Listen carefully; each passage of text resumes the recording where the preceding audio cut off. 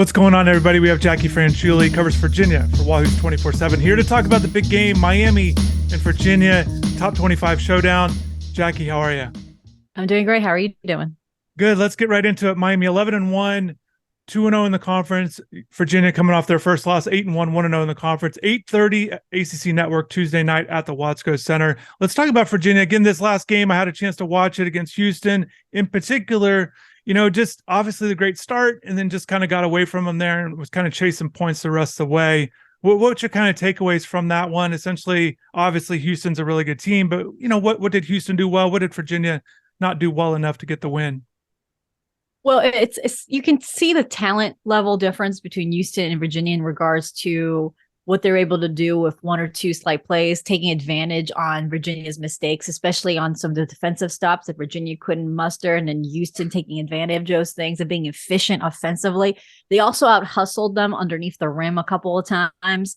And that is what was a difference in the game. And honestly, also, Reese Beekman was not 100%. Now, if you look at how Reese Beekman defends, when one of Houston's best shooters was going for threes, with Beekman defending him, he had 0 points. When Beekman was not defending him, he had over 12 points. So that is the difference when you don't have a healthy Beekman.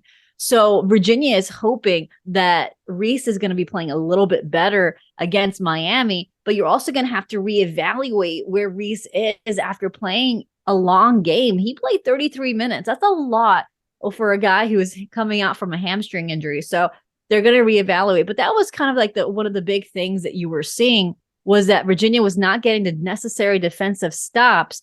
And when you're not getting the necessary defensive stops and you're not shooting such efficiently like Houston was, that's a recipe for trouble if you're the Cavaliers. There's a lot you're touching on, Beekman, and it really is fascinating with this game in my mind with the matchups, and that's how it's going to be every time out, especially ACC play with Miami, considering how they line up their starting five. Look, Virginia's played some tough teams, gotten some good wins. Baylor, Illinois, Michigan, Florida State already. It's different. Their fourth toughest conference schedule or non-conference schedule in the ACC at this point. Miami's played the weakest schedule at this point in the ACC. So it will be a test for Miami. So again, this has been a difficult part for Miami. This series has been difficult. Miami's lost the last 6, haven't beat Virginia since 2017. Jim Larinaga, 3-11 against Virginia. He's had wins against other ACC teams. Virginia has given a lot of teams trouble, particularly with Miami. You touched on Beekman. Let's get into Kihei Clark. Maybe the progress you've seen with him, a lot of praise in terms of how he runs the show there at point guard. What makes him good? What makes him difficult to contain? And how important is he to the Cavaliers on both ends? Well, he helps with the ball movement. He's the general. He's the puppeteer. He moves the ball well. Now, when you see him playing with a little bit of an edge, he's able to bring energy on the court. You saw that against Houston when they were down by 10 points. He had that steal and breakaway layup, and that revived the Virginia Cavaliers. That revived the John Paul Jones Arena. So he has that capability to make those big plays in those crucial moments. Now, would Tony Bennett want him to be more aggressive in those shots? Yes. Sometimes you could see him take that extra pass when you're like, I wished he would have gone for a shot there. But Kihei does have that difference maker ability. No moment is too big for him, as we've seen in the last couple of years that he's been there. It feels like he's been at Virginia forever. I think several coaches on the opposing sidelines always say, like, man, is this the last year Kihei Clark is going to be at Virginia?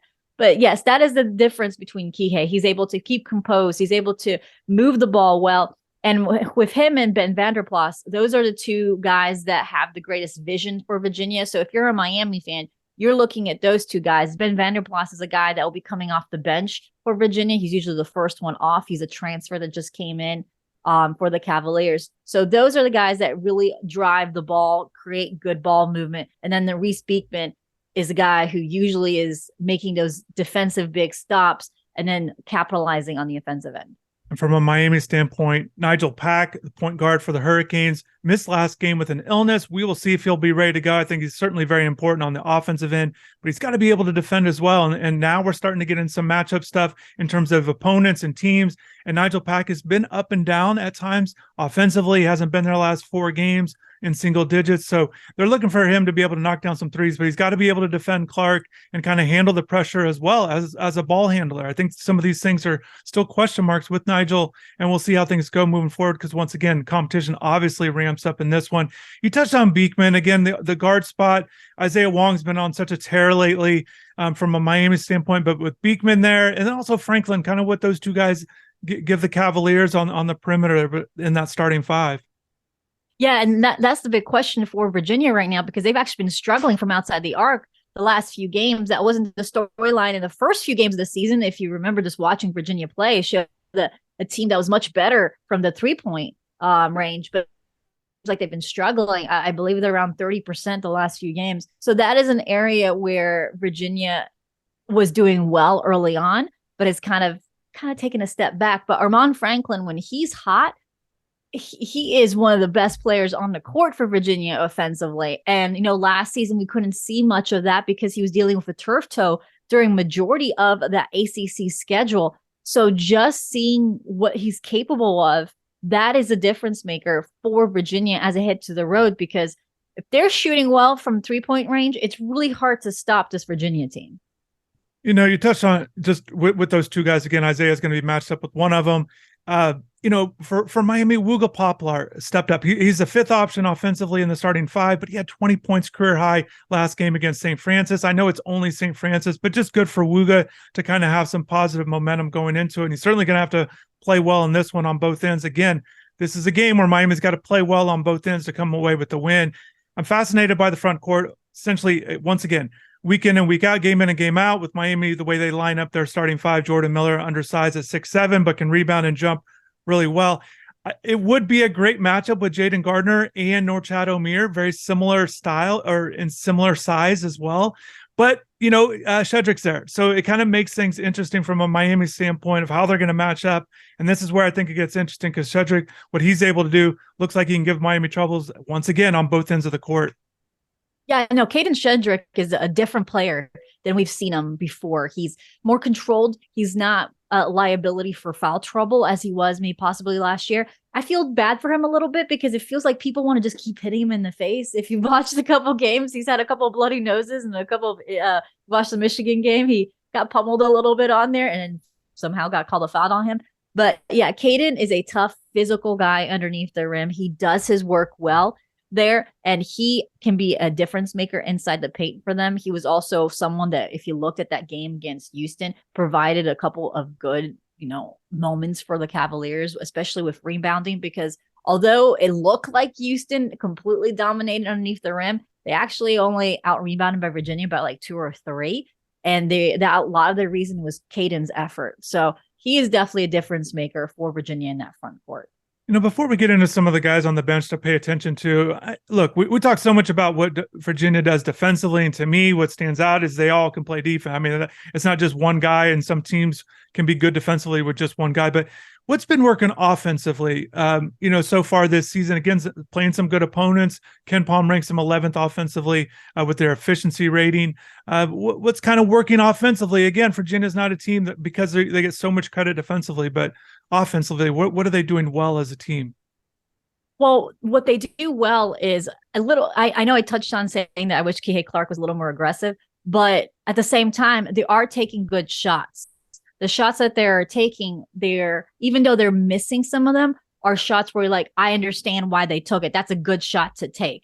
That's different from last year, where it felt like they were either forcing the extra pass or they were forcing a shot just because the shot clock was going to come clocking down. So that is a difference between Virginia right now, is that they are taking better efficient shots. But kind of what I said about Kihei Clark and also Ben Vanderplas, is their vision.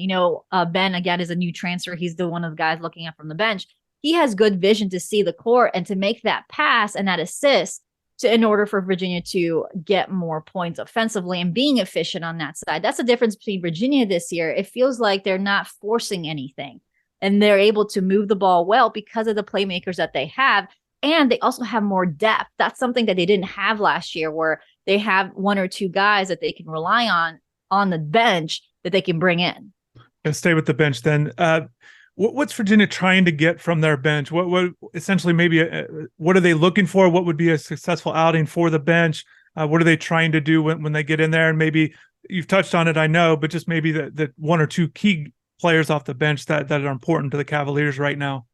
Sure. So obviously we talked about Ben Vanderplas. If you know who he is, he wears a headband and has a mustache. That's who he is. That's the big guy there. But yeah, he's the one that will usually comes off the bench, either one or two between him and Isaac McNeely, a freshman.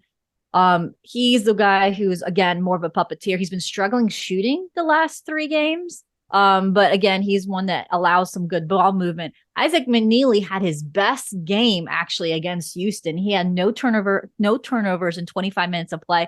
Best defensive game for him. If you're familiar with the Virginia program, Tony Bennett's defense is hard to kind of grasp, but Isaac McNeely actually played a form of the pack defense in high school, so he's able to simulate a little bit better. He's also a good shooter. He's probably one of the ones that I would feel will be a threat, especially from 3-point range. So he's also a guy that could be effective offensively. And you want those guys, Isaac and Ben, to come in because, again, Reese Beekman is not 100%. So those are the guys that I would look forward to if I were Miami. Yeah, and that pack line defense, we'll hear a lot about it on the broadcast. A lot of people will be talking about it going into it. Miami's got to find a way either to stay patient, find quality shots. That'll be the big thing to watch for. If Miami can get some quality shots, some paint touches as well, whatever they might do offensively to try to get some better touches. But being patient is certainly going to be key there. It's interesting with Miami off the bench. They've got 2 guys, Bensley Joseph, a point guard. He'll start for Nigel Pack if Pack's unable to go. And he's the guy that, Jim Larinaga considers a 6th starter. They also have some spot guys as well. But bench-wise, it's not a overly productive group. It's just in spots. Harlan Beverly's been good at times. And then Anthony Walker, AJ Casey, kind of the post 2 to watch for there. So it's going to be fascinating. Again, it's a college basketball game early in the conference schedule. There's a lot of conference play left, but this one certainly at this moment seems like a big game. It does. It sets the tone for the ACC, and Virginia would not want to shake off their first loss with another loss. They want to make sure they create some momentum, especially before the holiday break. So Virginia is looking at this game as an opportunity to start fresh in the ACC conference. When you have so much hype around the program, they don't want to come back and have 2 straight losses going into a break. So Virginia is looking this as an opportunity to move forward in the team and use what they've learned against Houston to make sure they don't have a repeat performance. And from a Miami standpoint, they're trying to really take advantage of the hype that's kind of going around with this team. Even though schedule hasn't been great, they are 11-1 and ranked, and they're excited about Virginia coming to town. I expect a good atmosphere at the Watsco Center, which doesn't always happen. So Miami's going to do everything they can to take advantage of these moments. That's how this program is, to really kind of build on this once again early on. So Jacquie, your time is valuable. I appreciate taking the time to talk about this. Should be a great game. Yeah, it should be. Thank you so much for having me.